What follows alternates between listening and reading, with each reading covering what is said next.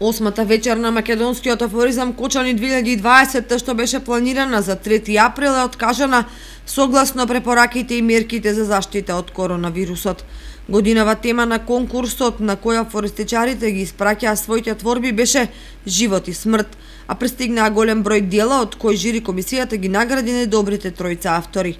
Првонаграден е Љупчо Силјановски од Скопје, втората награда му припада на Ацо Стојановски од Струмица, а третата на Јане Атанасов од Кочани, а Витомир Долински од Струга доби пофалница. Собирот на најдобрите афористичари од нашата држава, кој традиционално се одржува во Кочани поради актуелната вонредна состојба, е одложен на неодредено време, иако во меѓувреме се отпечатени билтенот и поканите до учесниците и гостите. Инаку вечерта на македонскиот афоризам во иднина треба да прерасне во меѓународна сатиричарска манифестација со вклучување на афористичари од соседните држави.